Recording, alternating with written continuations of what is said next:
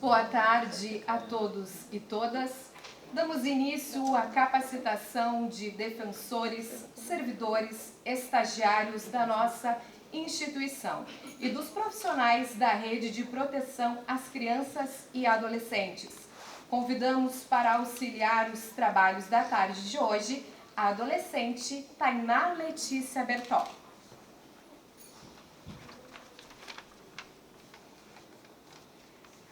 Boa tarde. Convidamos para a mesa de abertura do evento as seguintes autoridades. A doutora Melissa Torres Silveira, defensora pública do Estado em exercício.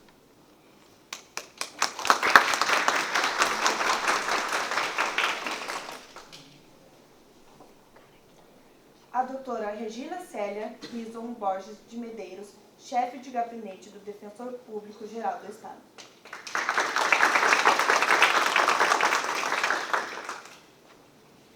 A doutora Cleusa Trevisan, coordenadora do CECADE.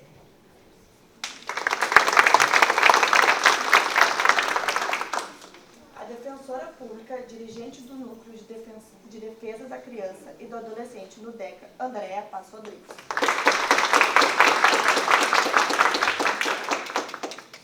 Dr. Carlos Kremer, representante da Ordem dos Advogados do Brasil, seccional do Estado do Rio Grande do Sul, conselheiro estadual e presidente da Comissão da Criança e do Adolescente.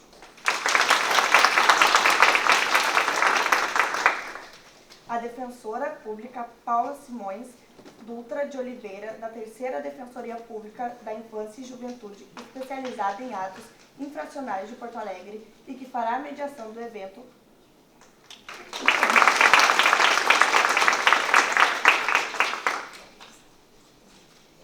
A doutora Giovanni Scherer, doutor Giovanni Scherer, nosso palestrante.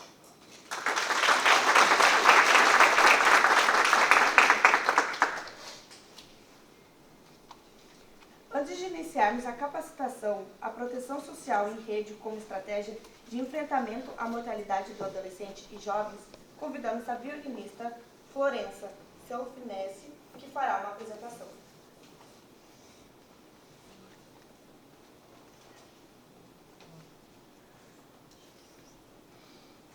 Boa tarde a todos.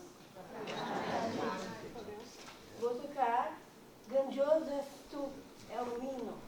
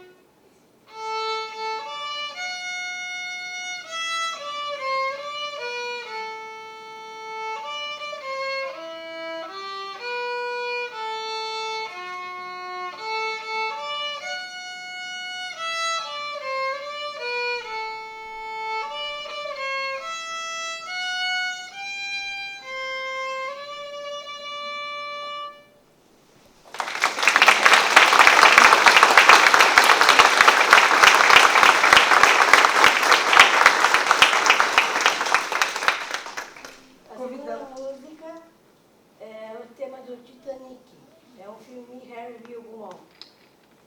Mas é em versão diferente.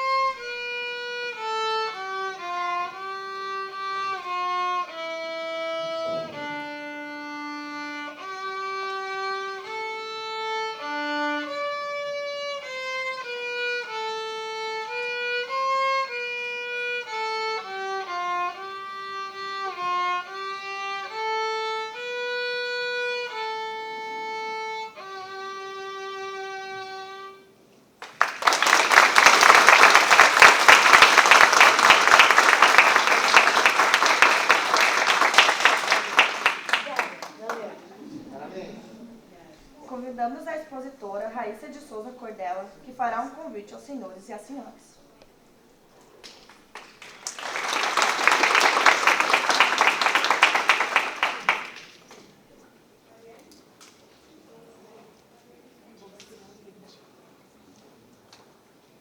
Boa tarde. Meu nome é Raíssa de Souza Cordella. Obrigada. Boa tarde. Tem que segurar para tá.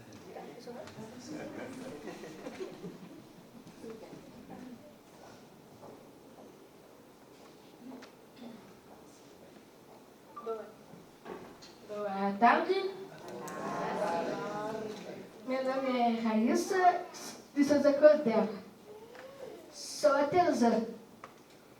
Estou aqui para convidar a todos para visitarem minha exposição das bonecas encantadas. Frida Kahlo. Frida Kahlo, artista mexicana, acreditava na força e na coragem da mulher e usou sua arte para vencer suas limitações e lutar por uma sociedade mais justa e igualitária. Agradeço à Defensoria Pública Rio Grande do Sul, a Associação de Familiares e Amigos do DAO, Ateliê Artesanato. Amigos e familiares, muito obrigada a todos.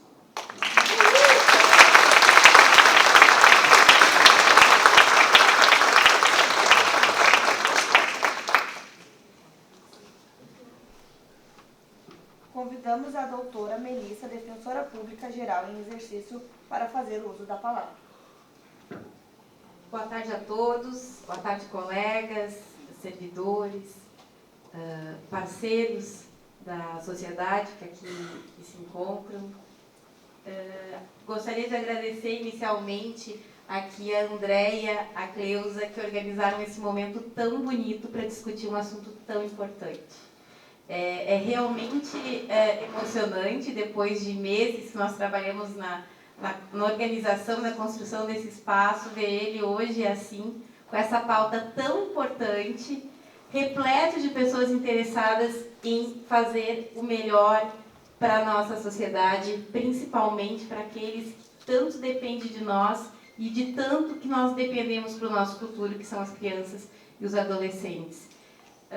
Não vou me estender, gostaria de dar as boas-vindas a todos e vou ficar para tentar acompanhar um pouco dessa palestra nesse tema que muito nos importa. Parabéns, gurias, pelo trabalho que vocês estão fazendo de capacitar e de buscar atuação em rede e de trabalhar para o nosso futuro melhor, que é a prevenção e a promoção de uma vida mais significativa para os nossos jovens e adolescentes, principalmente para aqueles que estão excluídos da sociedade, do acesso a bens e educação, mas para todos.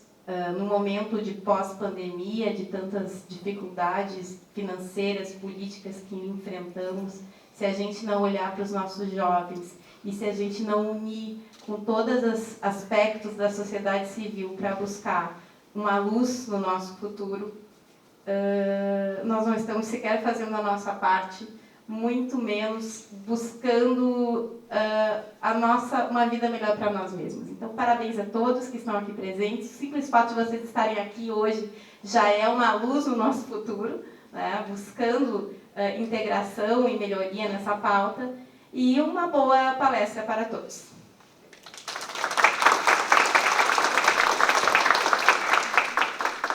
Convidamos o Dr. Carlos Kremer para fazer o uso da palavra. Boa tarde a todos que nos prestigiam aqui com a sua presença nesse espaço tão bonito, recém-inaugurado, né? Parabéns a toda a Defensoria Pública pelo espaço, pelo prédio. Parabéns à Defensoria Pública pelo evento, trazendo um palestrante da envergadura do professor Giovanni e um evento tão inclusivo, né, como nós vimos aqui, apresentado também por uma adolescente, né, o que valoriza muito o evento que nós temos hoje.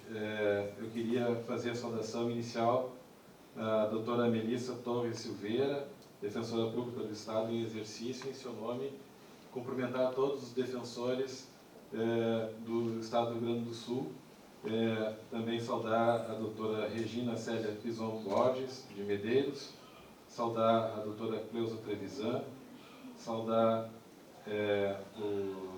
a doutora Andréa Paz Rodrigues, uma querida amiga de longa data. Agradeço desde já o convite pelo brilhante evento que nós vamos ter logo em seguida. E queria também fazer uma saudação especial aqui para a Vanessa, coordenadora do PPCAM, que nos prestigia aqui com a sua presença no nosso evento aqui de hoje. E dar boas-vindas a todos e desejar um bom e profícuo encontro. Muito obrigado.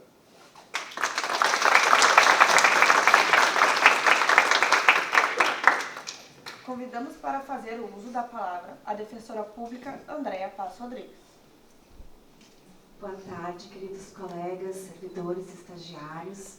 Meus cumprimentos aqui à mesa, às minhas colegas, doutora Paula, doutora Cleusa, doutora Regina, doutora Melissa, ao nosso querido doutor Carlos, sempre presente em todos os eventos, e ao nosso palestrante, que vocês vão adorar, ele é excelente, ele tem uma linguagem que é a nossa linguagem, né?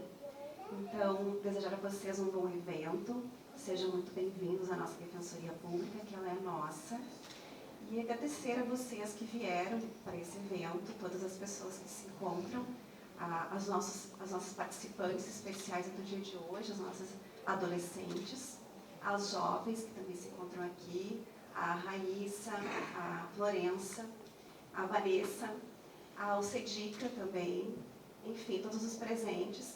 A Defensoria Pública atua muito na educação em direitos e esse evento é para isso, né, para capacitar todas as pessoas da rede de proteção, do Sistema de Garantia de Direitos, nessa área tão importante que é a infância e juventude. E a Defensoria Pública agradece imensamente todo o apoio da equipe e as nossas servidoras que fizeram assim cada detalhe de hoje. Então sejam muito bem-vindos, acolhidos. Então, vou passar para o nosso palestrante do dia de hoje. O Dr. Giovanni Scherer, ele possui graduação, mestrado e doutorado em serviço social. Realizou seus estudos de doutorando com período de estágio doutoral junto ao Centro de Estudos Sociais, CES, da Universidade de Coimbra, em Portugal. Atualmente é professor no Instituto de Psicologia, curso de graduação em Serviço Social e no programa de pós-graduação em Política Social e Serviço Social da URBS. É coordenador do Grupo de Estudos em Juventudes e Políticas Públicas da URBS. Integra a gestão da Associação Brasileira de Ensino e Pesquisa em Serviço Social, atuando como coordenador do grupo temático em pesquisa do serviço social, geração e classes sociais. É bolsista à produtividade do Conselho Nacional de Desenvolvimento Científico e Tecnológico, CNPq, e é membro da Frente de Enfrentamento à Mortalidade Juvenil em Porto Alegre. Tem uma vasta experiência na área de serviço social, embora muito jovem, atuando principalmente nos seguintes temas: juventudes, arte, direitos humanos, políticas públicas e segurança. Então, com a palavra, o Giovanni Scherer. Então, boa tarde a todos, todas e todes nessa sala de hoje. Cumprimento então a mesa, cumprimento todas as pessoas que vieram aqui e especialmente eu quero cumprimentar as artistas que expuseram na tarde de hoje, estão expondo, né, tanto artes plásticas, né, o artesanato quanto o violino, e dizer que a minha fala aqui hoje é uma fala que ela necessita, na verdade, ser contextualizada em uma lógica, né? E para isso, eu estou sentado não por acaso, porque eu acho que é simbólico eu levantar e vou pedir licença para eu levantar um pouquinho e andar até vocês, porque o tema que eu vou tratar hoje, ele necessita que a gente possa sair dos lugares, né? E eu inicio cumprimentando também as artistas, porque o que eu vou trazer aqui, ela vai remeter a muitas desigualdades, a muitas violências. E eu acho que a gente sempre tem que olhar na perspectiva da contradição. O que existe desigualdade, também existe resistência. E se a gente está com a arte das jovens lá atrás, sendo exposta, se a gente está olhando para um contexto como o nosso hoje, se a gente veio até aqui, nesse ambiente, isso diz respeito também da resistência. De pessoas que estão lutando contra uma lógica que vem massacrando e ceifando vidas que a gente vem acompanhando cotidianamente. Por isso, a minha fala, ela vai... e eu vou pedir desculpas para vocês, caso eu fale muito rápido, que eu tenho essa mania, mas ela vai estar dialogando com esse tema, né? Falando da mortalidade juvenil e formas de enfrentamento. E em vários momentos, eu vou falar no plural. Eu vou dizer nós, ao invés de eu. Por quê? E daí isso é importante, contextualizar um pouquinho, porque o que eu estou trazendo aqui não é uma fala solitária. Não é de alguém que levantou a fim de estudar sobre isso e falar sobre isso em um determinado momento histórico. Muito antes, pelo contrário. O que eu trago aqui, ele é fruto, na verdade, de uma pesquisa recentemente concluída que envolveu mais de 22 pesquisadores. Pesquisadores da área, né, que são pesquisadores da área da URBS, na área de serviço social, na área de psicologia, na área de direito, na área de jornalismo, na área de ciências políticas, então, sociologia. Então, a gente tem várias áreas que dialogaram acerca disso, né, incluindo alunos de graduação, mestrado, doutorado, e também com militantes da Frente de Enfrentamento à Mortalidade Juvenil. Então, o que a gente vai trazer, o que eu estou trazendo aqui, é um resultado ainda preliminar de um estudo, né, acerca dessa temática da mortalidade juvenil. E aí, eu tenho que dizer isso, porque o óbvio precisa ser dito.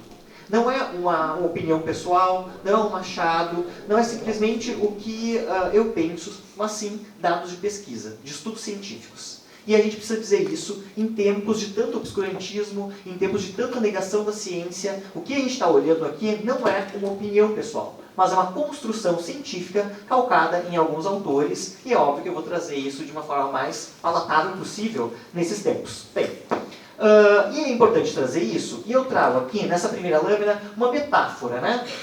Uma metáfora entre um diabinho e um anjinho. Essa metáfora quase infantil, ela está aqui marcada para dizer que não existe bem ou mal.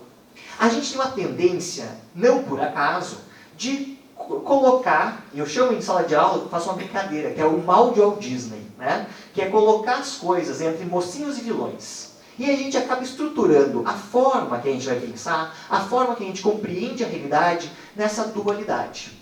E é importante a gente pensar que a realidade concreta, real, vivida pelas pessoas, ela não pode ser encaixada em 2 quadradinhos, né? A todo momento, a gente tem que entender as contradições. E tem que entender também a lógica que está por detrás disso, né?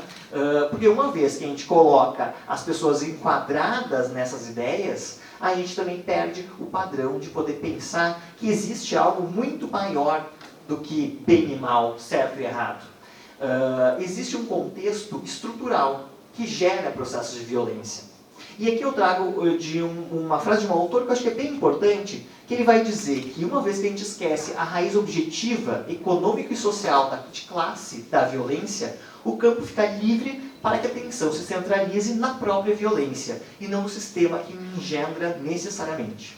E aí perde-se de vista que a violência, que aparece claramente na superfície dos fatos, é vivida diretamente por uma expressão de uma violência mais profunda. Eu quis colocar essa metáfora para dizer que muitas vezes a gente tem a mania de poder julgar, de poder colocar nesses quadradinhos sem pensar todo o contexto que gera, que produz violência. E o primeiro pressuposto para poder pensar e dialogar, e eu quero que essa tarde de hoje possa ser um diálogo, um bate-papo, né, é poder desconstruir essa ideia de quadradinhos. E entender um contexto, entender a conjuntura que se escreve esses aspectos que dizem respeito à lógica da violência. Principalmente no tempo presente. Principalmente no tempos como esses que a gente tem vivenciado, que são tempos de guerra, né? E aí a gente tem uma guerra, né, na Ucrânia, e todos nós solidários, colocando bandeirinhas nas nossas redes sociais. Eu não estou dizendo que vão fazer isso, pelo amor de Deus, não é isso, né? Mas eu estou dizendo que, além dessas guerras mais mediatizadas, essas guerras que aparecem na TV a todo momento, existe uma guerra muito mais intensa, acontecendo cotidianamente sob os nossos olhos. E essa guerra, ela vem matando, ela vem ceifando diversas vidas ao longo dos tempos. E essa guerra da violência é a guerra que a gente está quase acostumado, quase naturalizando no nosso cotidiano. E o meu desafio aqui com vocês, construindo junto, é tentar desnaturalizar e questionar os porquês disso que parece tão padronizado, de tão cotidiano na nossa vida. É normal ouvir a gaúcha e dizer que foram assassinados 10 jovens na Restinga. Tá tudo bem. Tá tudo bem quando a gente olha que saiu mais um atlas da violência, um mapas da violência, e a gente tem percebido que o Brasil é um dos países campeões em mortalidade juvenil. Tá tudo tranquilo. Isso é importante que a gente possa olhar a partir de outro prisma e desnaturalizar. E para isso, tem um autor que eu gosto muito, e eu sempre trago ele, eu escrevo muita coisa usando ele, que é o Bertolt Brecht. E ele tem uma frase que eu acho que vai sintetizar tudo que eu vou dizer aqui nesse momento. E eu peço desculpa até de costas para vocês, tá? Perdoem. Para dizer exatamente, né, que há muitas maneiras, e o Brecht vai dizer isso, há muitas maneiras de matar uma pessoa. Cravando um punhal, tirando o pão, não tratando sua doença, condenando a miséria, fazendo trabalhar até arrebentar, impelindo ao suicídio, enviando para a guerra. Mas só a primeira é proibida pelo nosso Estado. O que isso quer dizer? Existe uma lógica que vem financiando, que vem produzindo morte. Alguns autores utilizam inclusive um termo para isso. Mbembe, né, um autor africano, vai usar o termo necropolítica. Gabriel Miranda, por exemplo, um outro pesquisador, vai usar o termo necrocapitalismo, para mostrar que essa sociedade, ela gera morte. Especialmente que existe uma violência muito anterior àquilo que está nos nossos olhos, muito anterior à morte. Existe uma violência que é estrutural. E o que eu estou dizendo aqui, e eu estou dizendo aqui não porque eu acho, eu penso, ou eu acordei com vontade de dizer, é que a morte, a bala na cabeça do jovem, que nos choca, ela só é a ponta de um iceberg. Ela é o resultado concreto, o resultado mais perverso de uma trajetória de violações de direitos. E o que eu vou tentar mostrar aqui com vocês, com dados de pesquisa, é exatamente isso. Essa mortalidade, ela é a expressão mais trágica de uma trajetória de violências que a gente vem vivenciando com crianças, adolescentes e jovens. E a gente vem mais do que isso, naturalizando. Quantas vezes, quantas crianças vocês viram na sinaleira, no sinal, até chegar aqui hoje? Quantas vezes a gente invisibiliza, principalmente crianças pobres, negras e de periferia? E aí, eu estou falando de algo muito pesado, eu sei disso, né? Mas necessário, que é a morte. Mas eu não estou falando da morte que é a morte natural. A morte que todos nós vamos viver em algum momento, vivenciar em algum momento. Né? E espero que possa ser muito distante, né? Mas todos nós um dia a gente vai morrer. A gente nem pensa sobre isso, porque isso também questiona a nossa forma de viver. Né? Nessa sociedade que nega a morte, não é por acaso, ideologicamente. Mas eu estou falando de uma morte que ela é evitável. Uma morte muito precoce. E uma morte que os jovens, as jovens, principalmente pobres, negras, da periferia, vêm vivenciando no seu cotidiano. E é uma morte que muitas vezes os nossos olhos estão acostumados a enxergar. E naturalizando essa vivência. Né? E aí, o nosso desafio aqui, eu digo o nosso, porque certamente nessa sala a gente tem pessoas implicadas nesse processo, vindos de vários lugares, né? Na perspectiva de pensar formas de evitar isso, de proteger essa mortalidade. E para isso a gente precisa falar desse problema. Então eu peço desculpas no primeiro momento de estar trazendo um tema tão nebuloso num dia tão ensolarado. Né? Mas é necessário a gente poder perceber o que está por detrás dessa realidade. Né? E aí, para falar sobre isso, eu vou usar alguns dados, né, de uma pesquisa que está em andamento. Né? E aí eu acho que é importante a gente pensar sobre isso. Eu sou um crítico da universidade. Vocês viram ali, eu sou professor da URGS. Né? Estou há 10 anos na universidade.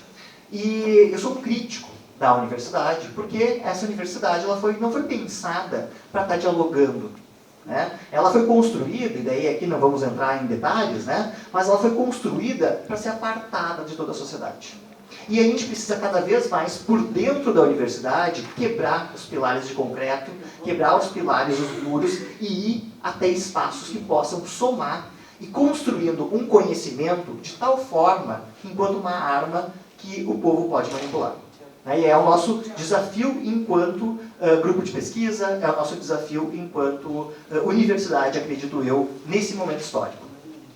E essa pesquisa ela foi organizada por um grupo de estudos da URGS, que é o grupo que eu coordeno, que é chamado GEJUP, Grupo de Estudos em Juventudes e Políticas Públicas, que é um grupo que pensa, né, em lutar e perceber a realidade das juventudes, né, do Brasil, enfim, no contexto social que a juventude vivencia, especialmente pensando em políticas públicas.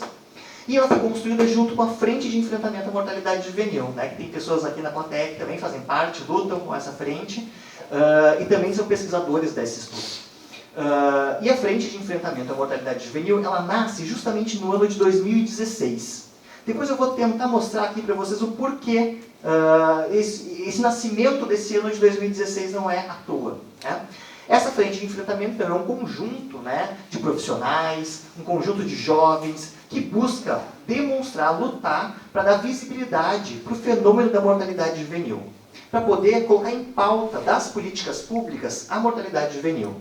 E junto com um grupo de pesquisa, a gente sentou junto com o movimento e a gente construiu e desenhou um projeto de pesquisa que pudesse dar conta de pensar a mortalidade juvenil em Porto Alegre. Então, essa pesquisa ela teve financiamento da FAPERGS, é importante poder pensar sobre isso e dizer isso, uma pesquisa científica no Brasil, num contexto de cortes de recursos, é a partir da pesquisa científica, com financiamento público, que a gente vai conseguir dar conta de entender essa realidade. Né?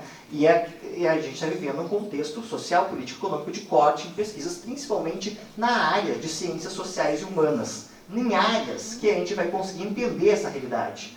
Né? Exemplo, Unicinos, fechando cursos de pós-graduação, onde produzem essas pesquisas na área de ciências humanas, e PUC do Rio Grande do Sul também fechando esses cursos, demonstrando muito bem que a dimensão mercadológica é que manda e não pensando a proteção social dessas pessoas. Então a gente buscou fazer uma análise ampla e densa desses dados, fazendo vários cruzamentos para entender quem é o jovem que é assassinado em Porto Alegre, de que forma esse jovem é assassinado, enfim. E a gente buscou também monitoramento de demais pesquisas para entender esse fenômeno. E a gente também quis pensar, peraí, mas esse jovem que morre em Porto Alegre, como que é a trajetória dele nas políticas públicas? Esse jovem, ele teve acesso à política de saúde? Ele teve acesso à política de assistência? Ele teve acesso à escolaridade? Ele teve registros no Conselho Tutelar? como se deu a trajetória desses jovens. Então, só um parênteses também, né? Evidentemente, todas essas informações elas foram aprovadas por 2 comitês de ética em pesquisa, né? Respeitando os dados da pesquisa, e também tiveram aprovações institucionais. Todas as instituições que foram, né, acessadas, elas autorizaram a pesquisa. Então, para entender um pouco isso, a gente sorteou, de forma aleatória, 18 jovens das 3 regiões com maiores índices de mortalidade juvenil e foi fazer uma busca nessas políticas públicas. A gente foi em dados da política de assistência, a gente foi em dados do Conselho Tutelar, a gente buscou alguns dados para trabalhar um pouco a trajetória desses jovens nas políticas públicas. Também a gente fez uma cartografia dos territórios de Porto Alegre. Aonde que esse jovem morava que faleceu? Aonde que esse jovem foi assassinado? De que forma ele foi assassinado e em que localidade? E também a gente buscou relatos orais, a fala de jovens nos territórios com maior índice de mortalidade, também de jovens, familiares e também trabalhadores de políticas públicas, somando no total 24 entrevistas. Tudo isso no meio de uma pandemia, então vocês imaginam que não foi uma tarefa fácil de fazer, enfim. E aí a gente usa uma categoria para poder pensar sobre isso, que é um termo pouco utilizado no Brasil. Esse termo, na verdade, é de um autor mexicano, que é o Valenzuela, que é o termo juvenicídio. Né? Valenzuela vai falar, e vocês já ouviram várias vezes feminicídio, mas o juvenicídio, esse termo, ele é pouco utilizado. Mas vejam bem, o juvenicídio não é simplesmente a morte de jovens. É a morte de jovens provocada pela impossibilidade de construção de futuro. E é o que a gente vê hoje. Qual é a condição que a gente tem dado à juventude na contemporaneidade? Quais são as condições de construir futuro, expectativas de vida? Quais as condições de investimento em políticas públicas da juventude brasileira e principalmente gaúcha? Né? Esses dados grandes de mortalidade juvenil na realidade brasileira indicam índices de juvenicídio, isso é, dessa morte provocada pela impossibilidade da juventude construir projetos de vida, de futuro, etc. Ele é um fenômeno de diversas dimensões, evidentemente, né? E claro que é histórico.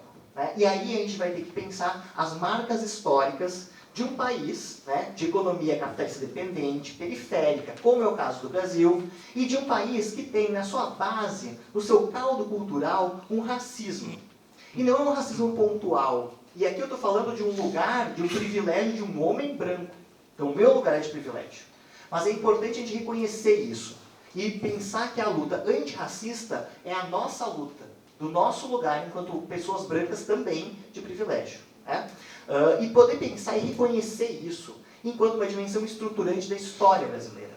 300 anos escravizando pessoas nesse solo, ele não é por acaso. O solo que a gente pisa, ele é encharcado de sangue. Sangue indígena, de um massacre indígena que foi a história desse país, e um sangue negro. Não é à toa que que a escravidão no Brasil gerou um impacto tão grande na geografia do nosso país. Mudou, inclusive, os oceanos. Vocês sabiam disso? O Laurentino Gomes, na última trilogia dele, que é aquele livro A Escravidão, ele trabalha isso com dados muito interessantes, que ele demonstra que o tráfico negreiro mudou, por exemplo, a alimentação dos tubarões no oceano brasileiro. Se isso muda, inclusive, a dinâmica de um oceano, o que faz sociologicamente o racismo nessa sociedade? Inclusive, um dos pilares que sustenta o juvenicídio brasileiro é o racismo. E esse racismo não é pontual, ele é estrutural. Ele não é algo que acontece de vez em quando, da pessoa, né, lá no jogo de futebol, ofendendo o outro. Não, ele é estruturante das relações da sociedade hoje. Ah, mas isso não acontece no Rio Grande do Sul, porque a gente tem um pouquinho de Europa, a gente é outro país. Não. Os dados da nossa pesquisa demonstram que a dinâmica do racismo estrutural, ela continua vitimizando, matando, e de uma lógica do genocídio da juventude negra. E é importante que a gente possa entender esse nome, o genocídio da juventude negra, também no solo gaúcho. E poder entender que o enfrentamento ao juvenicídio passa pelo enfrentamento do racismo. Não é um racismo pontual. Não é um escorregãozinho, um esquecimento, uma brincadeirinha. Não. Estruturante das relações brasileiras hoje. E aí a gente tem que entender de história. E não é à toa que uma das principais políticas nos últimos anos, que vem sendo principalmente afetada por cortes, é a política de educação. É a política principalmente de educação quando trata desses temas específicos. Que silenciar é muito mais fácil, né? E aí a mortalidade em números. O Brasil, vários panoramas demonstram que é um dos países que mais assassina por juvenicídio os seus jovens, né? Esses dados, né, de Murray e Pellegrino apresentam que os assassinatos de jovens no Brasil, né, o Brasil representa mais registros de mortes do que todos os ataques terroristas entre o ano de 97 e 2018. Então, quando acontece um ataque terrorista em Londres, meu Deus, né, a comoção internacional. Mas quando pega fogo a Catedral de Notre Dame, que comoção, que coisa. Mas quando acontece de pegar fogo nas casas, né, de pessoas da periferia brasileira, qual é a comoção? Qual é a comoção de um ataque terrorista no Brasil, internacional, né, no Brasil, no mundo, e do assassinato de jovens? Né? Então é importante a gente pensar. E o Brasil é um dos países que mais mata jovens e adolescentes no mundo, sendo o país que registra a segunda maior causa mundial de violência entre os jovens, homicida. E aí é importante pensar, que jovens? Porque isso é um conceito interessante nos estudos de juventude, que a gente não fala juventude no singular. A gente fala juventude no plural, porque são muitas juventudes. E não é todas as juventudes que sofrem com juvenicídio. É importante pensar que há uma média de 64 assassinatos de jovens de 15 a 29 anos por dia. Isso é, terminando o dia de hoje, 64 jovens vão ser assassinados. Eu gostava muito de utilizar uma metáfora para trabalhar sobre isso, que é a metáfora da Boate Kiss. Também fazendo parênteses aqui, né, não querendo comparar tragédias ou deslegitimar lutas, né, dos familiares da Boate Kiss de forma alguma. Mas é só para a gente fazer uma comparação. Por dia, a cada 2 dias, explode uma Boate Kiss cheia de jovens no nosso cotidiano. Quando cai um avião, as pessoas choram, colocam flores no aeroporto. Mas quando acontece isso? E nesse dia de hoje, que vão morrer até o final do dia, 64 jovens, a gente vai estar muito tranquilo, vivendo a nossa vida, como se nada tivesse acontecido. Sem pensar também nas questões de gênero, e as mães desses jovens, e as mulheres. Né? A gente não enxerga isso. A gente invisibiliza a dor do outro, porque o nosso olhar, ele é um olhar também seletivo. Porque é uma seletividade da forma que a nossa dor é manipulada. Então é importante a gente pensar que no final do dia de hoje, 64 pessoas vão ser assassinadas. E a violência letal nessa faixa etária, em sua maioria homens, e aí é um aspecto muito importante a gente discutir também o lugar de gênero. O caldo, né, do racismo, ele não vem acompanhado sozinho. A gente tem também o caldo do patriarcado. E também, novamente, eu vou falar do meu lugar de privilégio e reconhecendo isso. Porque são as mulheres, a própria lógica do patriarcado, ela também faz com que gere formas de masculinidade tóxicas, que muitos pesquisadores vêm investigando isso, né? E que vai ter um dado muito significativo nos números de homicídios de homens, né? Principalmente causas letais do juvenicídio no recorte do sexo masculino, representando um total de 93,9 homicídios no país. A violência contra pessoas negras também é alarmante, então a gente pode observar nos dados que há uma diminuição no período do assassinato de pessoas brancas, enquanto há um aumento do assassinato de pessoas negras. Novamente, o racismo estrutural é um pilar central do juvenicídio. Essa pesquisa vai ser lançada num livro, depois eu vou falar um pouquinho dela também, mas nesse livro a gente faz uma metáfora com os lanceiros negros. Né? O Estado que coloca à frente e naturaliza a morte de pessoas negras, enquanto pessoas descartáveis, ele continua tendo a mesma lógica, invisibilizado novamente. Né? Então, a chance de uma pessoa negra ser assassinada é 2,6 vezes maior do que uma pessoa não negra. Mas aí, novamente, vocês vão dizer, não, esse professor está equivocado, porque eu conheço a fase, e conheço também dados de mortalidade, e eu sei que lá tem mais jovens brancos, e também nos índices de mortalidade, que eu li lá no Atlas da Violência, o Rio Grande do Sul assassina mais jovens brancos do que negros. Mas daí, todo dado qualitativo, a gente tem que chegar também com uma dimensão quantitativa. Qualidade e quantidade são dimensões que, na pesquisa, a gente não pode desassociar. E quando a gente vai olhar o estado do Rio Grande do Sul, a gente vai ver que a gente segue a mesma tendência quando a gente olha a proporcionalidade. Porque nós somos o terceiro estado com menor índice de pessoas negras no país. E isso vai ter um impacto nos dados. Então eu não posso olhar o dado bruto sem enxergar o que é proporcional. Isso é, a dinâmica do genocídio da juventude negra, ele continua afetando e afeta da mesma forma todo o Brasil. E aqui a gente tem então alguns números, né, da mortalidade juvenil no Rio Grande do Sul, e a gente pode ver, e quando a gente fala em mortalidade juvenil, alguns de vocês podem pensar, não, isso só acontece no Rio de Janeiro, a gente tem aquilo que aparece na TV, né, a Guerra do Tráfico, o Capitão Nascimento, aquela coisa toda. Muito se engana. Porque o Rio Grande do Sul, nos últimos 10 anos, segundo o Atlas da Violência de 2018, ele foi um dos estados que mais aumentou a taxa de mortalidade no país. Isso é, a gente vem crescendo de forma alarmante essa taxa de mortalidade. Estão vendo aqui? Lógico, a gente tem um aumento, né, nos estados do Nordeste, mas essa faixa do Brasil aqui a gente tem diminuições, e aqui nós somos o estado da região sul que mais tem aumentado o índice de mortalidade juvenil. E isso é importante a gente reconhecer. O que tem acontecido no solo gaúcho nos últimos anos? Como foi o investimento em políticas de enfrentamento ao juvenicídio, à mortalidade, em políticas educativas no Rio Grande do Sul, em políticas de proteção social no Rio Grande do Sul? Nada está descolado. Né? O Rio Grande do Sul, então, tem um crescimento de 58% na taxa de mortalidade nos últimos anos, né, de 2006 a 2016. Então, é importante a gente poder se atentar para isso. Não é uma realidade que é distante de nós. Se a gente não conseguiu se dar conta dessa mortalidade juvenil, se ninguém da nossa família foi assassinado ainda, e espero que não seja, a gente está num lugar de privilégio também. E é importante a gente poder se dar conta disso, porque numa sociedade que descola os nossos desejos, nossa vontade, manipula a nossa dor, é importante a gente também pensar até que ponto a gente está se colocando junto com essa discussão e essa luta. Porto Alegre, então, aqui, segundo os dados da nossa pesquisa, a gente tem uma... Esse é um retrato, um pouco, vou tomar uma aguinha aqui, da mortalidade em Porto Alegre.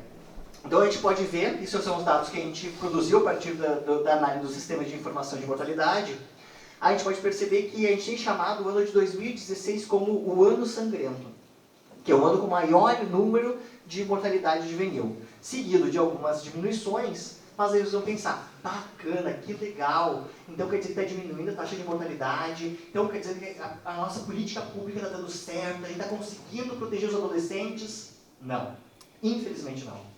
Segundo estudos, né, e aqui cito o professor Rodrigo Grinelli, por exemplo, né, a Jaqueline Munhoz, no Rio de Janeiro, eles têm determinado e têm percebido que o que mais interfere na redução das taxas de mortalidade no Brasil é muito mais as relações internas do tráfico de drogas, as negociações internas, do que a questão externa de política pública.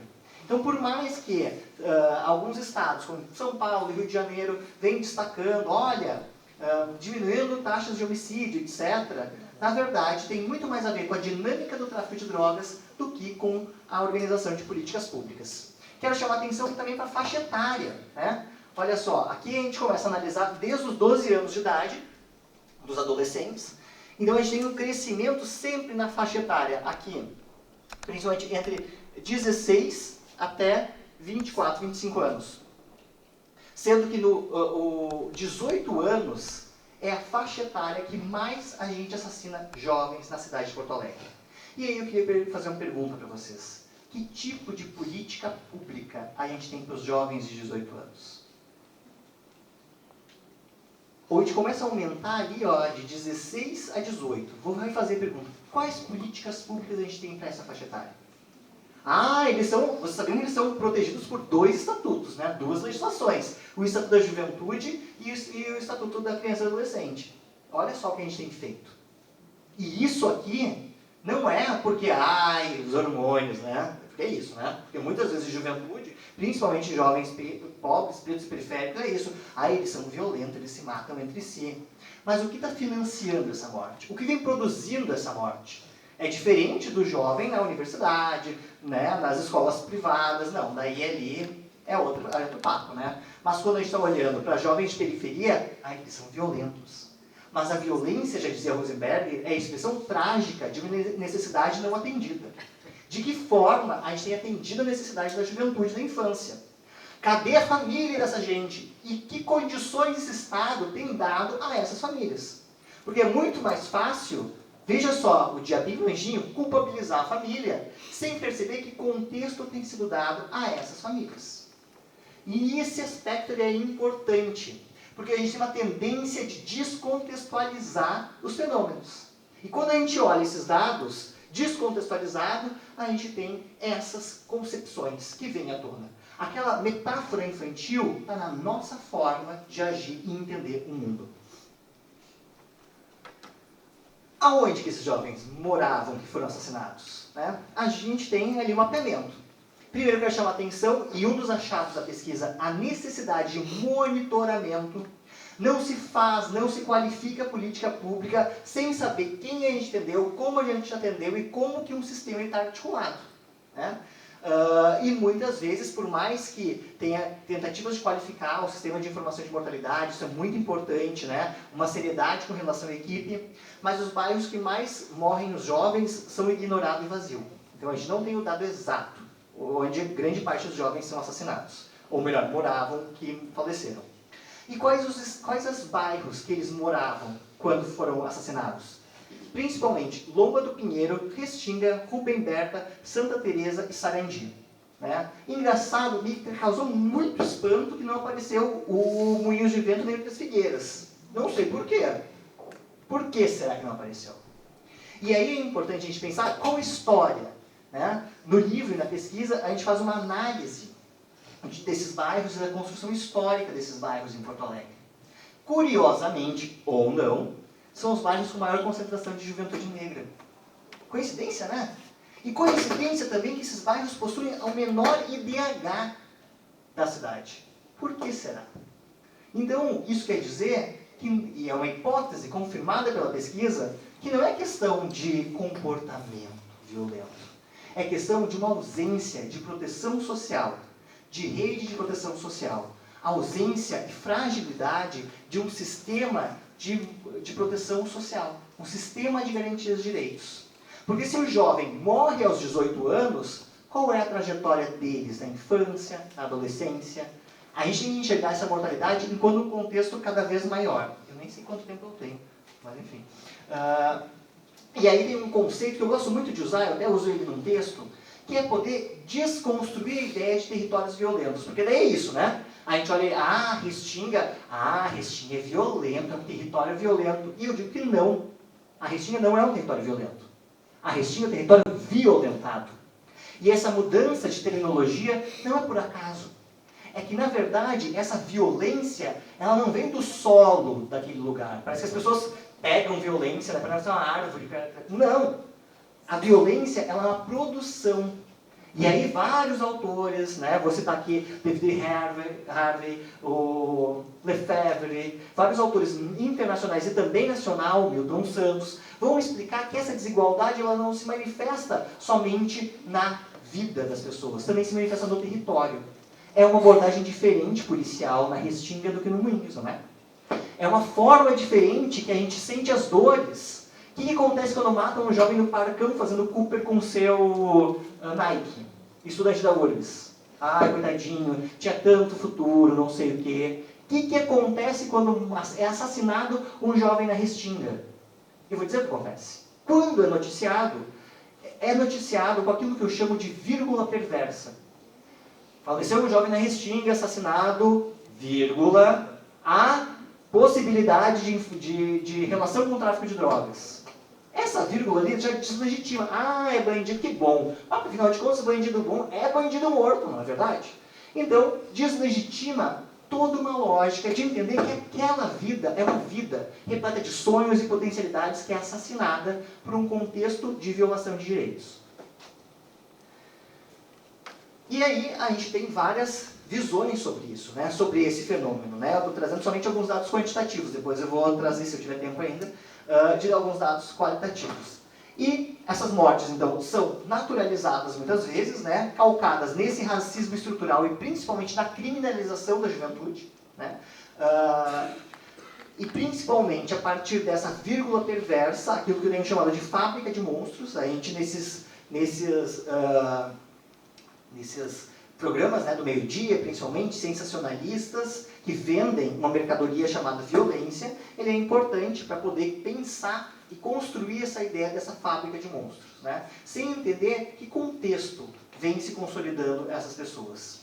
Há um avanço, então, neoliberal e neoconservador nas últimas décadas que tem impactado profundamente no âmbito dos dados de segurança pública, do âmbito dos dados de proteção social. Esse neoliberalismo que é retraído na sua função de proteção social, retira seu lugar da proteção social, mas é muito presente em políticas penais, é muito presente em políticas criminais. Tem um autor que é o Louis Vaquin que vai trazer muito bem isso, que a retração do Estado Social, a destruição de políticas de educação, a destruição de políticas de assistência social, a destruição de políticas públicas, ela vem acompanhada por um avanço do punitivismo e da criminalização. E esse quadro a gente tem na realidade brasileira. E o pensamento neoconservador ele tem uma incidência muito importante nisso. Porque as pessoas não têm que pensar qual é a raiz dessa desigualdade. Não tem que pensar sobre isso, tem que achar vilões e mocinhos. Então também é uma miragem desse pensamento neoliberal colocar aquela metáfora quase infantil que eu coloquei ali no início da minha fala, que tem a ver com isso, né? Outro fator propulsor, né, com relação a isso se chama guerra às drogas, né? Esse paradigma da guerra às drogas ele começa principalmente na política americana, né, na década de 70, e que cai como uma luva para a realidade brasileira. E aí vários autores vão demonstrar, que estudam segurança pública, que na verdade a guerra às drogas não é uma guerra às drogas, é principalmente uma guerra às pessoas pobres e periféricas. Porque o que é que se enfrentar não é um sistema muito mais complexo da drogadição no Brasil.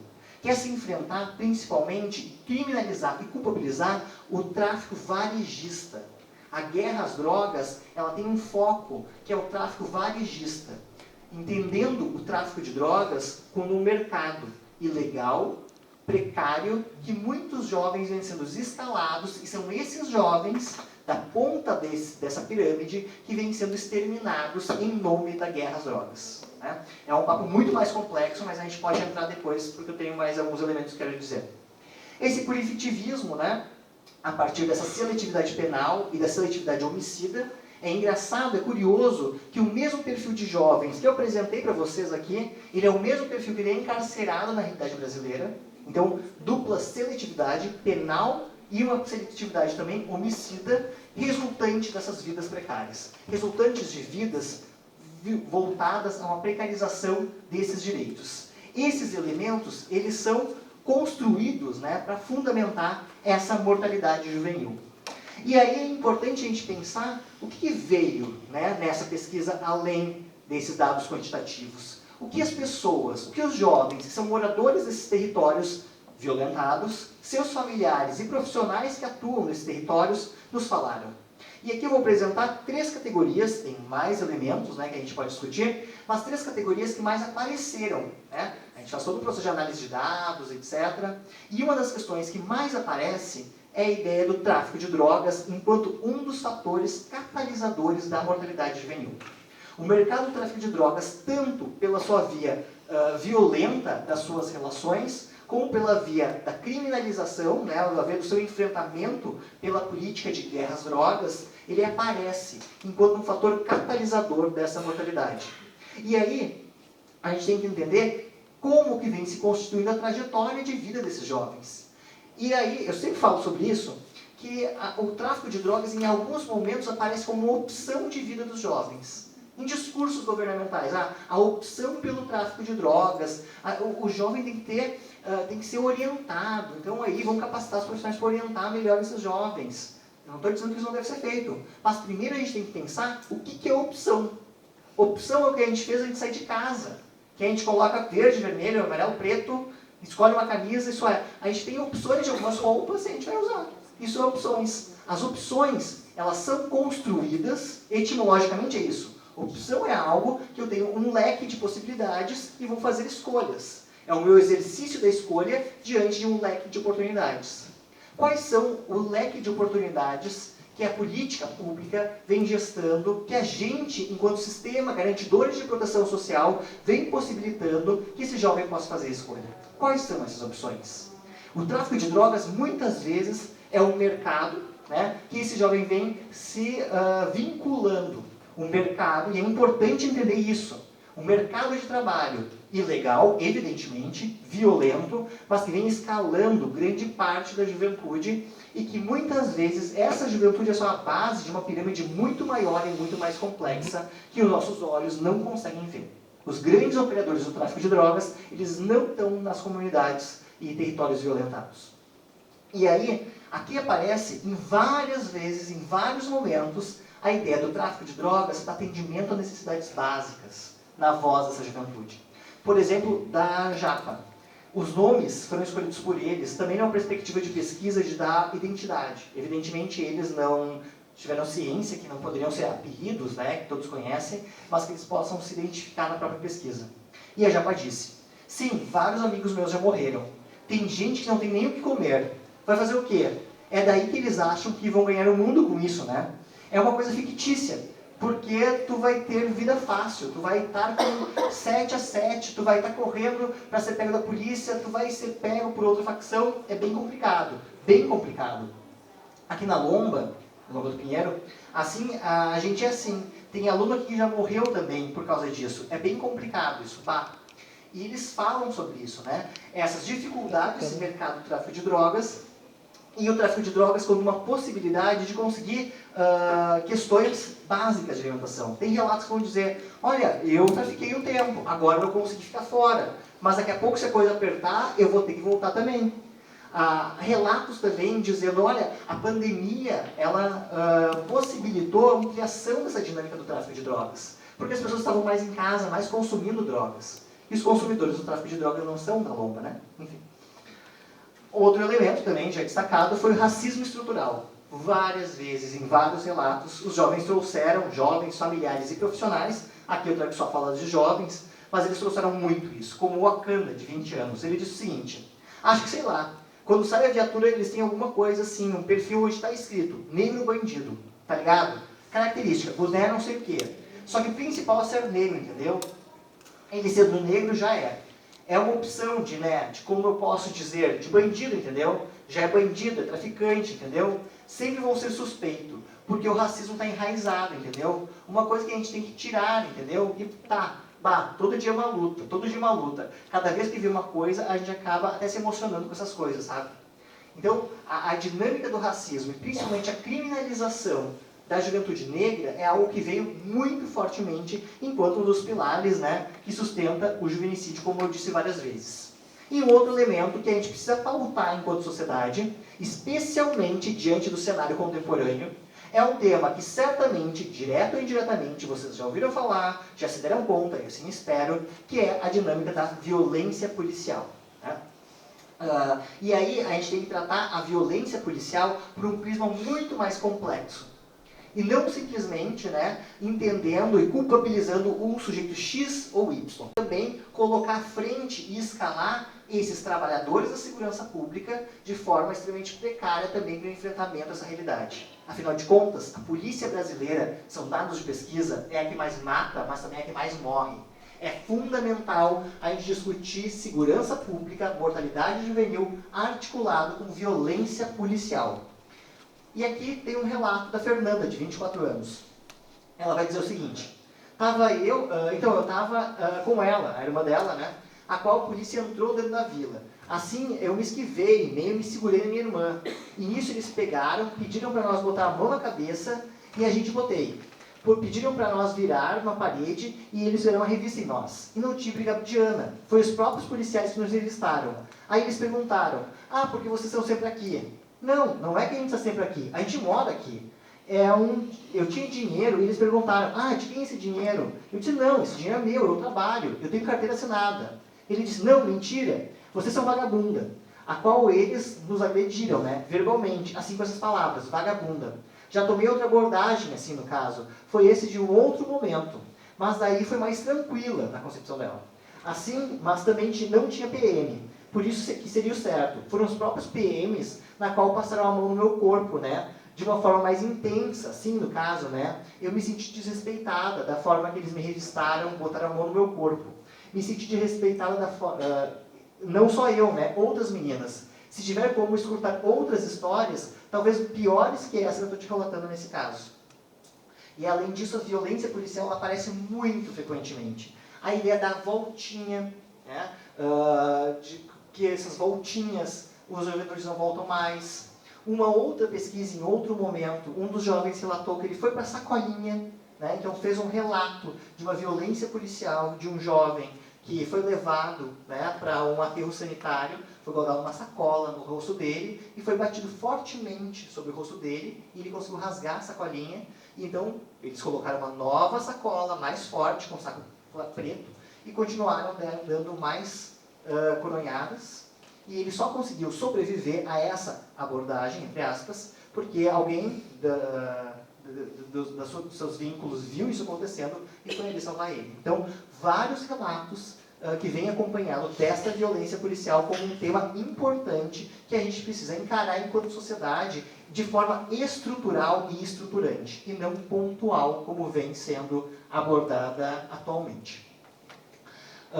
Então, a violência letal, enquanto uma forma mais trágica de mortalidade juvenil, né, a forma mais concreta, né, e a única forma de poder pensar sobre ela é a partir de políticas públicas. Várias vezes eu falei isso na minha fala.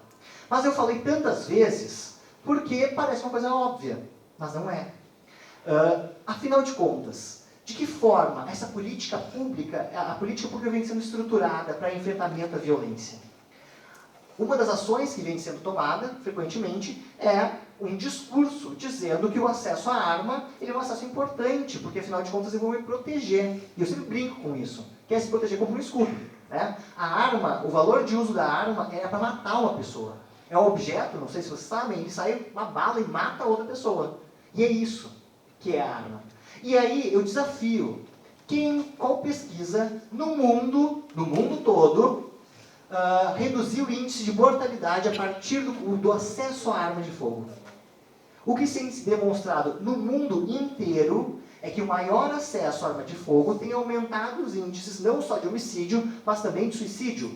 Digressão, só um parênteses.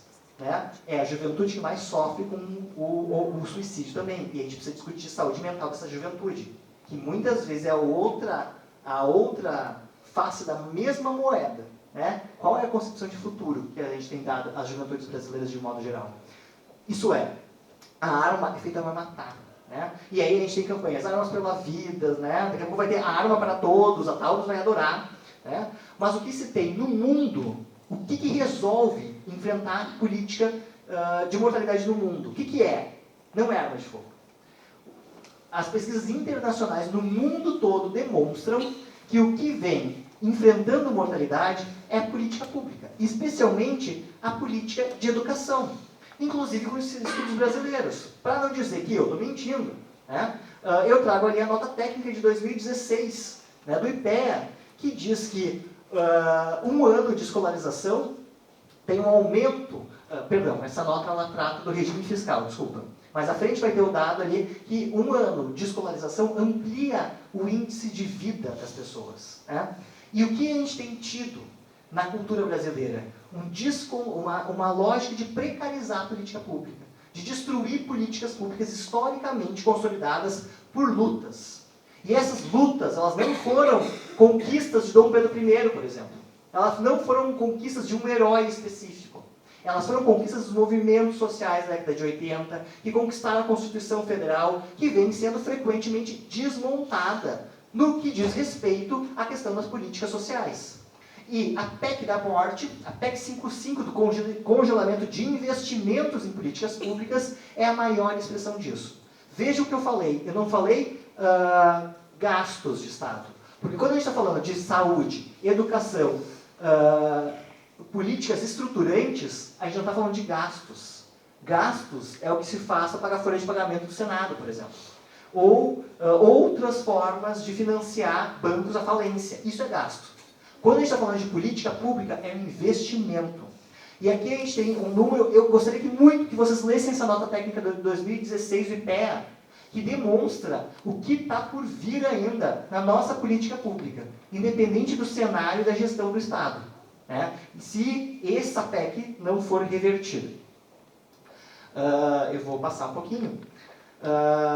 No que diz respeito, então, o que a gente descobriu ao analisar a trajetória dos jovens nas políticas públicas, né? Várias coisas, eu estou fazendo uma síntese aqui, o livro vai ter 500 páginas, vai ser de distribuição gratuita, depois eu vou falar para vocês, porque é isso, a gente quer que essa matéria, o que a gente está falando, se torne uma arma para o povo manipular.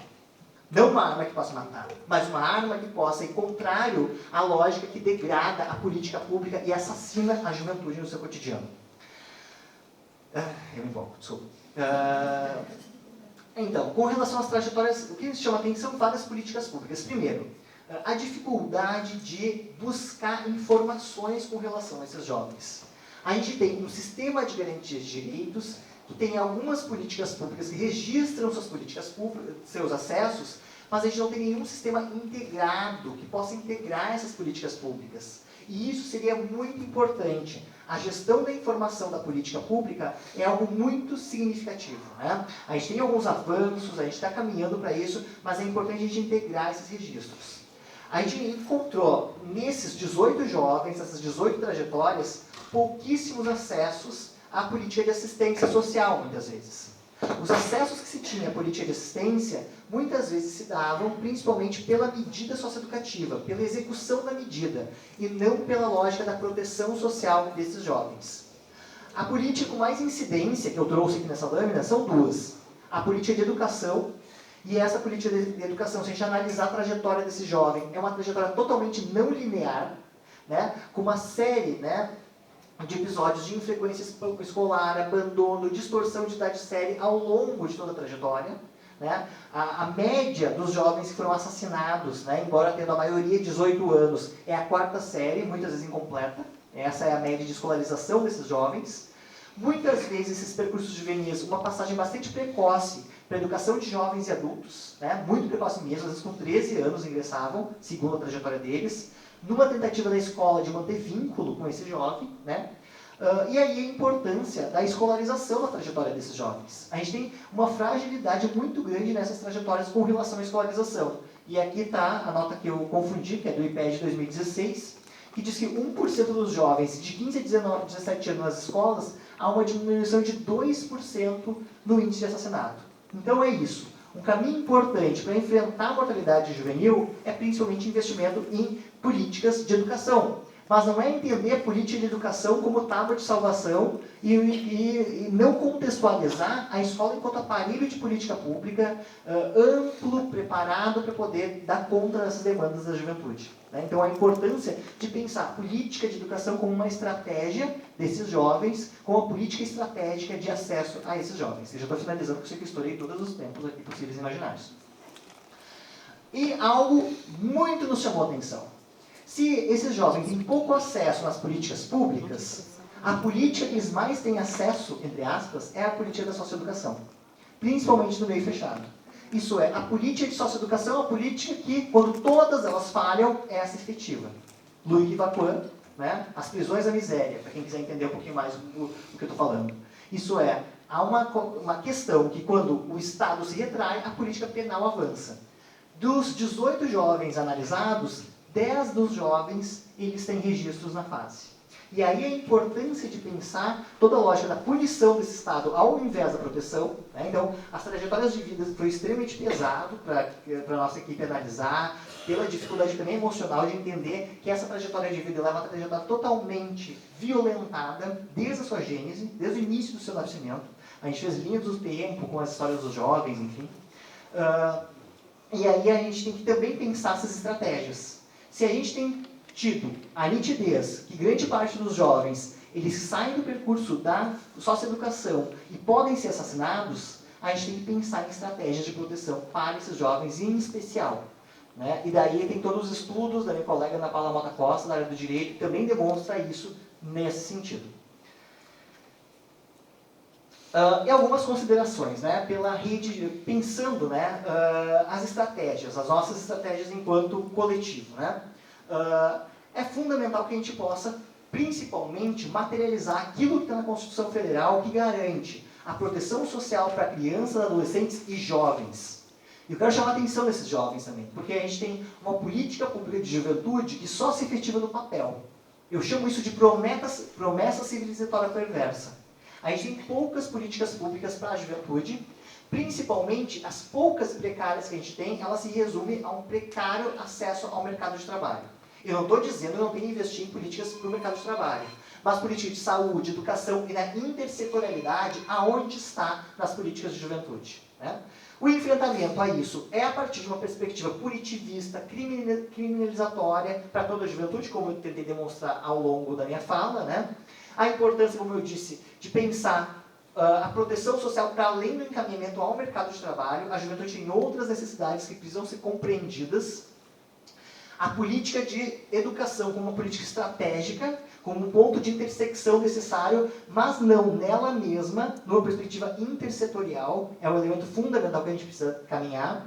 E, principalmente, né, a priorizar as ações de proteção social em territórios estratégicos. A gente tem um mapeamento dessa dinâmica na cidade de Porto Alegre. É importante a gente não focalizar, mas pensar essa trajetória juvenil nesse pensamento estratégico. Isso é, eu tentei aqui, nessa minha fala muito rápida, pensar em alguns elementos centrais para a gente poder conversar e poder dialogar.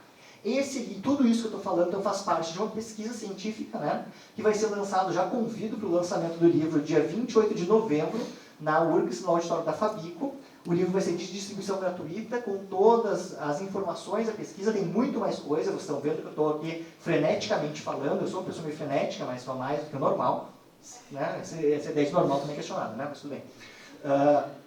Diante, né, que é pela importância, né, que a gente compreende dessa temática, e a nossa luta enquanto universidade, enquanto frente de enfrentamento à mortalidade juvenil, é que tudo isso possa se materializar sim em aspectos concretos na vida das pessoas. A gente não pode fazer pesquisa para enfeitar currículo, a gente não pode fazer pesquisa para breus da universidade. A gente tem que pensar formas que essa pesquisa possa se materializar concretamente nas trajetórias de vida e não de morte dessa juventude.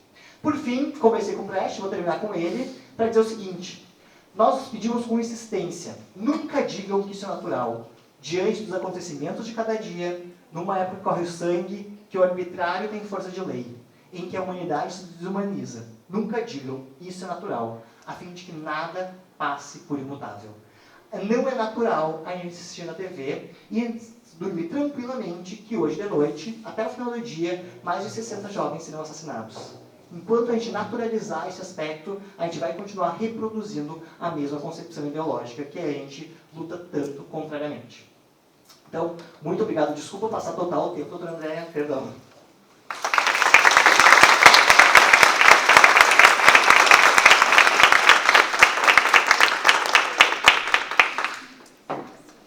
Bom, professor Giovanni, muito obrigada pela excelente fala. É um tema que nos toca diretamente, né, na nossa atuação como defensores públicos.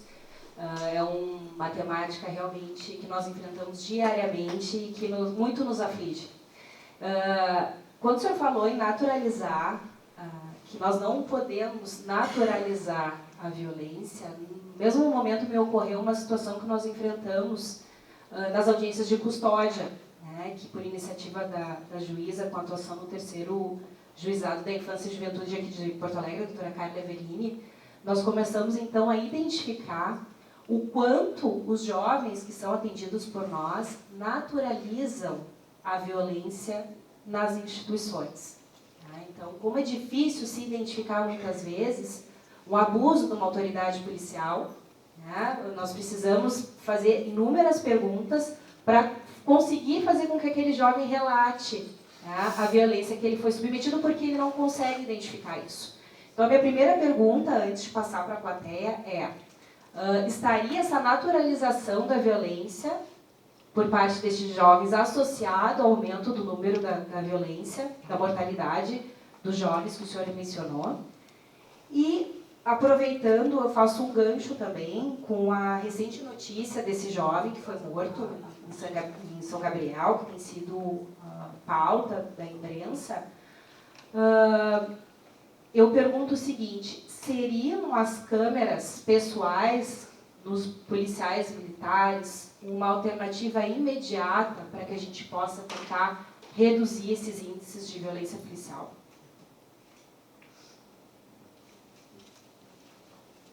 Então, muito obrigado pelas perguntas, né? Eu acho que a naturalização, ela é um aspecto muito importante que vem sendo um fator significativo para poder ocultar isso, né? E é óbvio que essa naturalização ela não nasce do nada, né? A gente só naturaliza algo que ela é construída cotidianamente, né?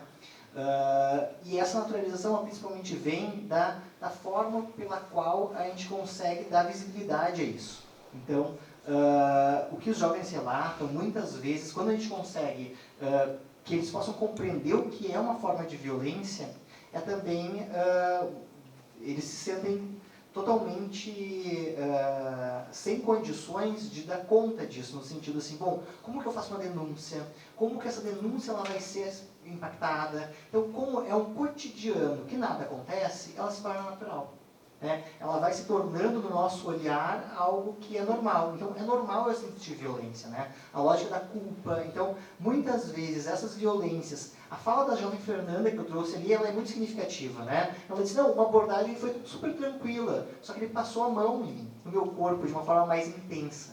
Então, olha a violência sexual que essa jovem vivenciou e que, não, foi tranquilo, ele nem me bateu. Né? Então, poder pensar nessa violência simbólica, ela só é possível desnaturalizar quando a gente pode falar sobre ela e também como a gente pode também dar conta dela. E o que a gente tem percebido é que essa violência ela se constitui naturalizada principalmente porque ela é cotidiana. O que é da cotidianidade, ele se torna naturalizado. Né? Um exemplo muito concreto com relação a isso, né? Quando a gente anda pelas ruas de Porto Alegre, né, a gente naturaliza pessoas morando na rua. Se isso não existisse em nenhum momento, se isso não fizesse parte do nosso olhar, a gente acharia isso um absurdo, porque é algo extremamente desumano. Mas como aquilo está no nosso olhar desde sempre, ele acaba se tornando naturalizado e se torna invisibilizado.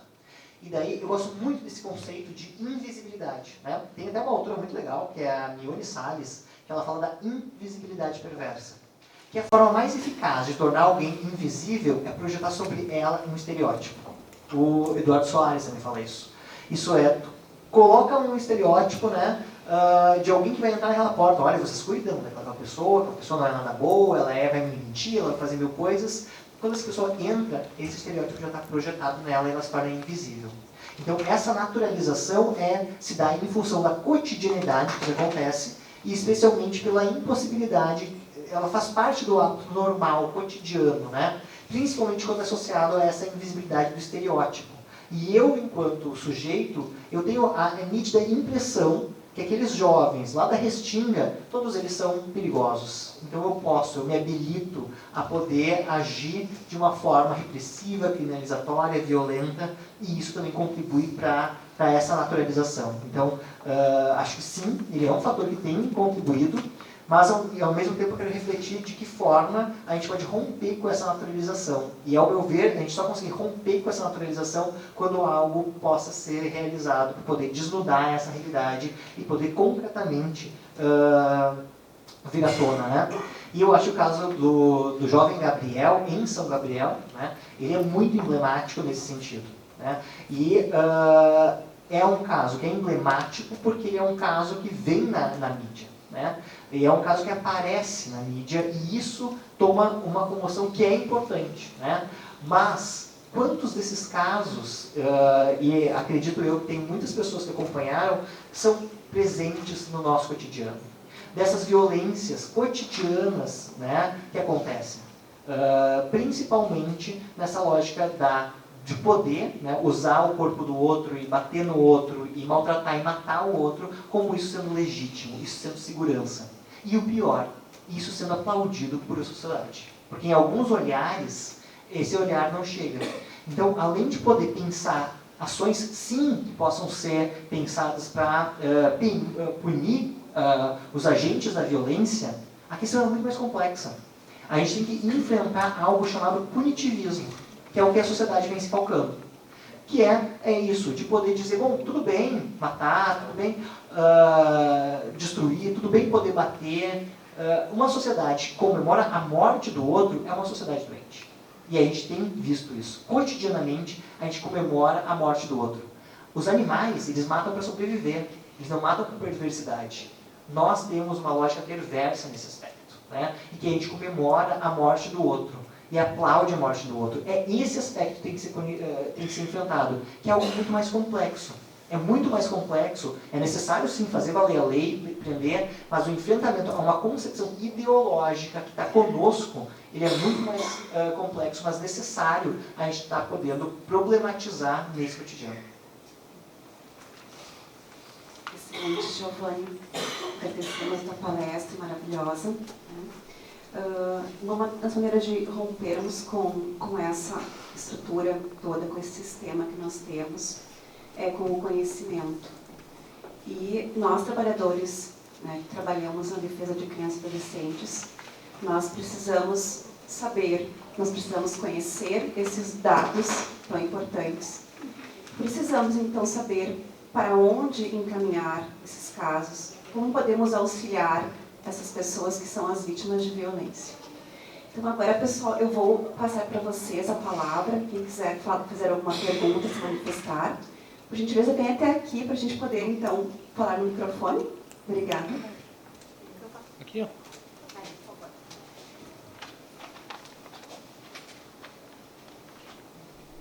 Boa tarde. Gostaria de agradecer de poder estar aqui. Eu sou professora e da Lomba do Pinhão. Então, é um privilégio estar aqui e nós sentimos muita falta, né, dos defensores públicos, né, que estejam próximos do que a gente vê, que é isso, é os jovens relatando para nós da violência que eles sofrem, né, e a gente não tem muito o que fazer, né, nós nos vemos sem o suporte que no papel ele existe até o posto lá, não sei se tem psicólogos nos postos, acho que não, psiquiatras, não, serviço social, não, assistência social, N demandas, que inclusive agora até com a inclusão também precisaríamos mais ainda, né, que são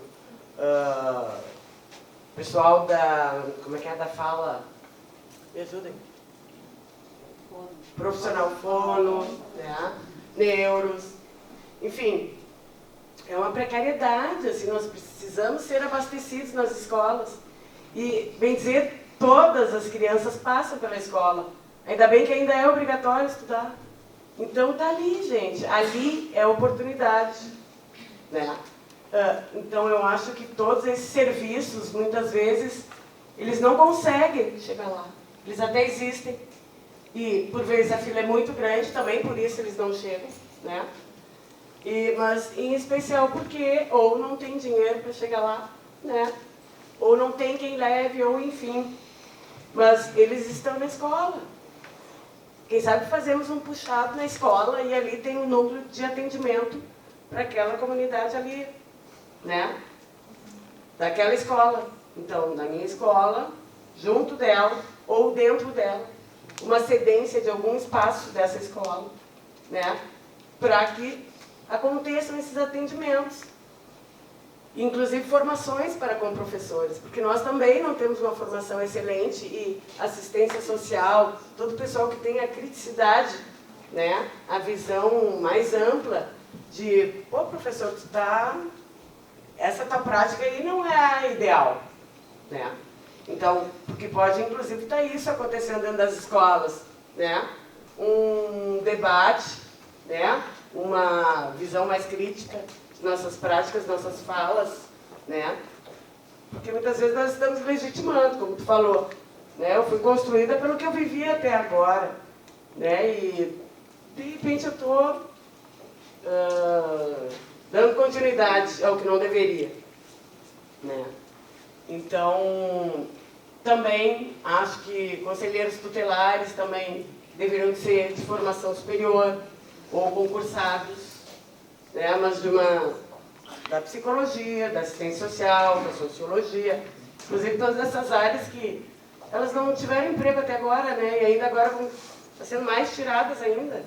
Nem mais sobre isso vamos pensar, então. Ai, é desesperador, gente. Obrigada pela fala. Mariane. Obrigado, Mariane. Eu acho que a fala da Mariane, perdão, ela demonstra muito isso, né, da questão da importância dessa escola. Ela tem muita razão quando diz que a escola é um aparelho, né, um aparelho de política pública que é o que mais é acessado por esses jovens. E é curioso não, mas um dos poucos serviços públicos que esses jovens que foram assassinados tiveram acesso foi a escola, né? E aí, como é que a gente pode pensar essa escola que está cada vez mais precarizada, porque se precariza a Unidade Básica de Saúde, se precariza o CRAS, o CREAS, também se precariza a escola pública, né? E principalmente com a pandemia, e daí é um dado importante a gente pensar isso, o impacto desse acontecimento do século que é a pandemia. A gente não está ainda pós-pandemia, o vírus ainda existe, enfim, né? A gente não sabe nem como nominar esse período que a gente está vivendo, mas certamente vai ser um período que a gente vai ter cada vez mais, isso é uma ampliação dessa desigualdade social, de uma forma múltipla, né? Porque a pandemia não foi um problema, não é um problema epidemiológico, é um problema de saúde somente, é um problema social, que desmascarou que mostrou para a sociedade tanto a importância da política de saúde, a defesa do SUS. Quem não entendeu ainda que o SUS precisa ser público, universal e gratuito, não sei onde estava. Mas poder pensar também nos outros aparelhos de política pública, a importância da escola enquanto aparelho fundamental. E é isso, de uma forma intersetorial, que possa articular várias profissões, várias formações. Agora o desafio é, como a gente vai fazer isso diante de um Estado que está com congelamento dos seus ditos gastos fiscais durante todo esse período? Como que a gente vai poder discutir isso enquanto uma pauta pública? Enquanto algo um direito de todos. A gente tem a ideia de política pública, e aí eu estou colocando política de educação, política de saúde, política de assistência social, como um favor, mas não é isso. A política pública ela é um patrimônio construído pela sociedade brasileira. É um patrimônio tão importante quanto o prédio público. É um patrimônio tão importante como um tesouro. Porque é a única forma de a gente conseguir materializar direitos. A gente conseguir tornar palpável esse sistema de garantias de direitos. E esse é o nosso desafio contemporâneo.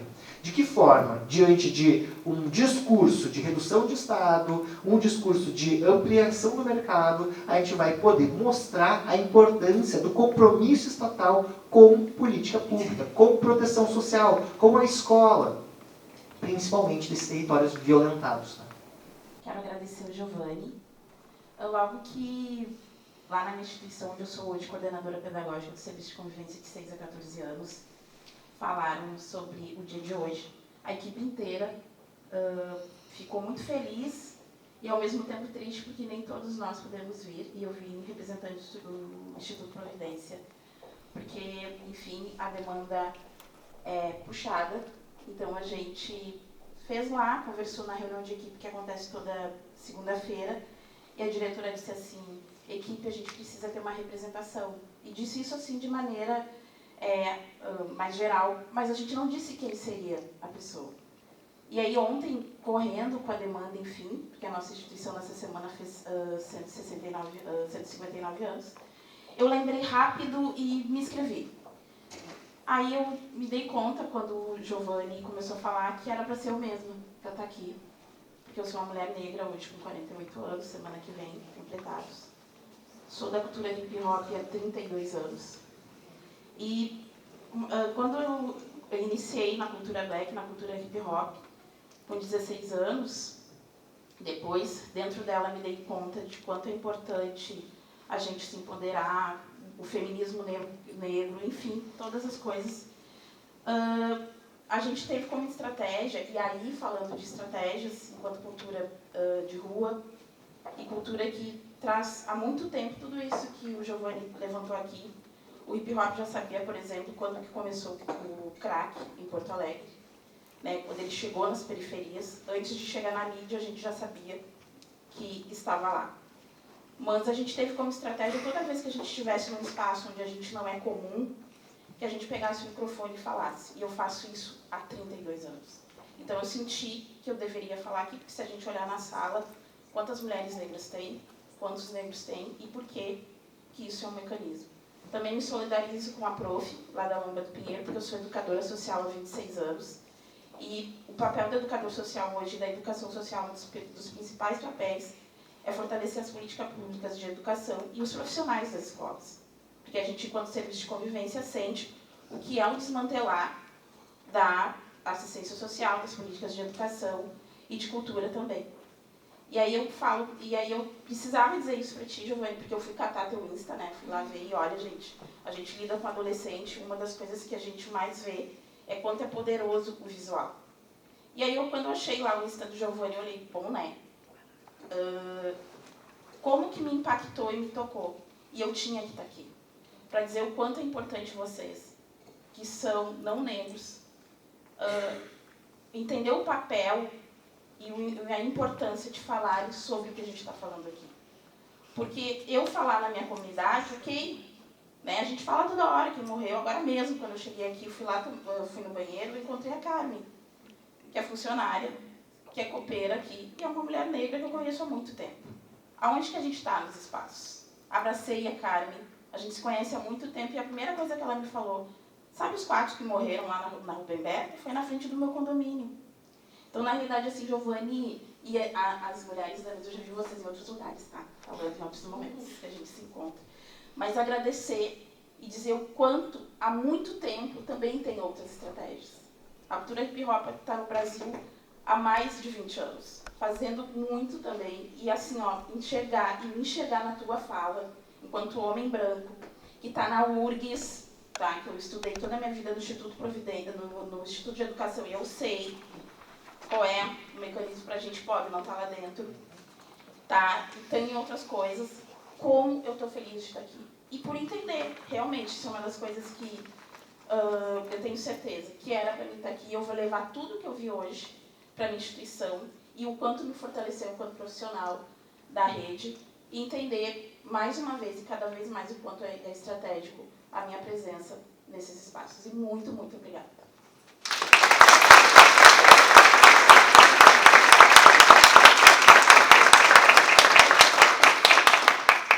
Carla, eu fiquei muito emocionado com a tua fala.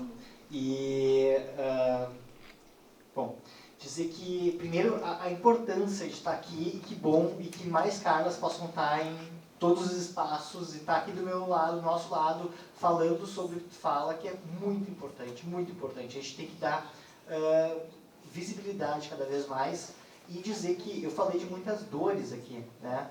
E dizer quanto eu admiro o movimento hip hop, enquanto um movimento que vem sem nenhum tipo de elemento, mas que vem salvando vida dessas juventudes, né? O hip hop e a arte, ela salva. E certamente a importância do teu trabalho, e certamente nesses 30 anos tu disseste que é educadora social, né? Nesses 30 anos, quanta vida tu não salvou? E aí é muito importante a gente poder valorizar isso, porque isso é resistência. Eu sei que eu falei aqui de coisas muito tristes, né? Parece que a gente pode se abraçar e chorar. Mas no momento que a gente está aqui, que a gente tem nesse espaço reunido pessoas que lutam conosco, embora frontes diferentes, né? A gente está em frontes diferentes, mas lutando a mesma guerra. Desculpa a metáfora bélica, não é mais adequada, mas enfim, me veio na cabeça. Mas dizer quanto é importante e potente a arte, né? Eu durante muito tempo fiz teatro oprimido, trabalhei com eu tenho essa questão da cultura da arte e da potência que é isso, e que muitas vezes é desmantelada pelo Estado. O incentivo que a gente tem na cultura, basta fazer pequena construção da nossa memória nos últimos anos, o que vem sendo falado e dito da cultura, é importante que a gente possa pensar nesse enfrentamento. Então, parabéns pelo trabalho, obrigado pela fala e me sinto muito feliz. Sem nenhum tipo de... pode parecer meio piegas que eu vou falar, mas me faz muito feliz, muito bem estar aqui e ouvir mulheres de luta como tu.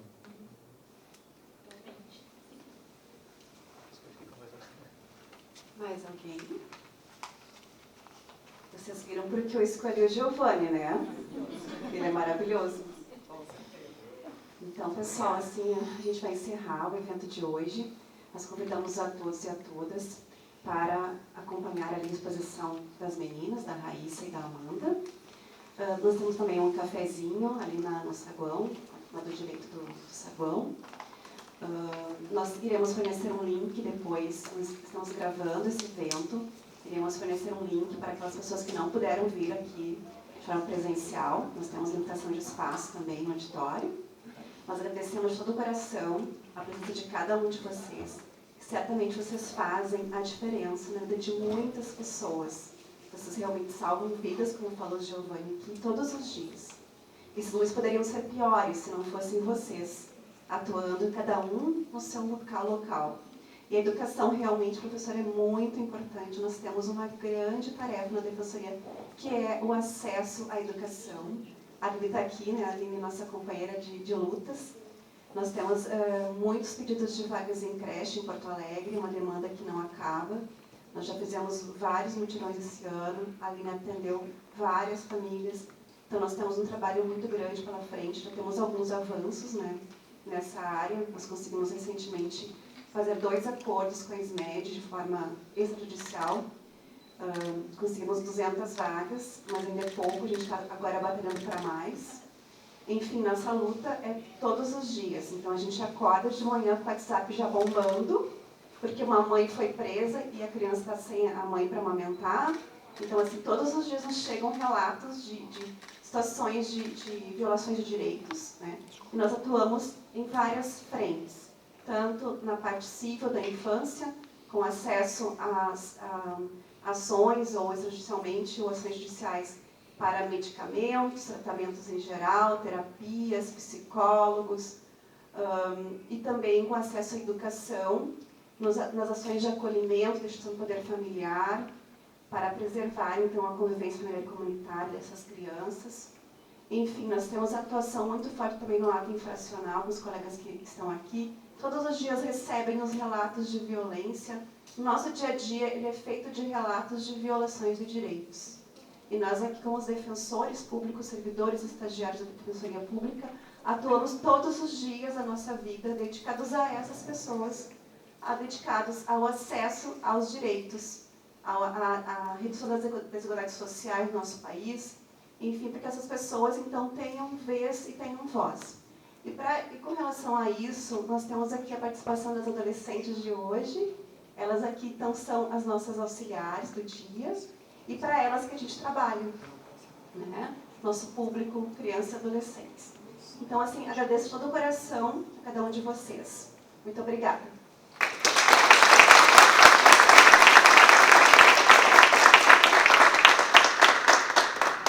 Bom, para finalizar, eu só vou ratificar a bela fala da Andréia, reproduziu bem o que é o nosso dia a dia. Me sinto muito honrada de compor essa mesa. Realmente uma palestra magnífica que me tocou de uma maneira muito direta, né, porque é um tema que nós enfrentamos diariamente e que nos dá também esperança para seguir em frente, né, não naturalizar a violência e lutar sempre pela implementação dessas políticas públicas que se fazem tão necessárias. Então, uma boa tarde a todos. Muito obrigada. Mas só queria agradecer e parabenizar. A gente sabe quão é complexo organizar um evento e parabenizar, e a gente sabe as demandas que a Defensoria tem, que não param em nenhum momento, né? E parabenizar a organização, agradecer o convite, fiquei muito feliz e muito honrado de estar aqui. E agradecer a todo mundo que veio também, pôde escutar um pouquinho e para a gente conversar. E convidar também para o dia 27 de novembro, 28, uma segunda-feira, dia 28, desculpa. Dia 28 de novembro, no auditório da Fabico, na URGS, a gente vai fazer o lançamento do livro junto com os autores, com a Frente de Enfrentamento da Mortalidade Juvenil, que vai ser um livro de distribuição gratuita graças ao recurso público proveniente dos nossos impostos, que foi financiada essa pesquisa, e que a gente quer que esse livro possa circular das mais diversas formas, vai ter e-book também, para poder circular das mais várias formas, para poder engrossar a luta, né, e dar visibilidade a essa realidade tão oculta, né? Então, queria agradecer o convite, agradecer a vocês e convidar para a gente estar junto nesse momento para fazer enfrentamento à mortalidade juvenil. Existe também o Instagram e redes sociais da Frente de Enfrentamento à Mortalidade Juvenil, caso queiram seguir. O meu também, pessoal, a gente vai lançar ali as informações do livro direitinho para vocês irem acompanhando. Obrigadão.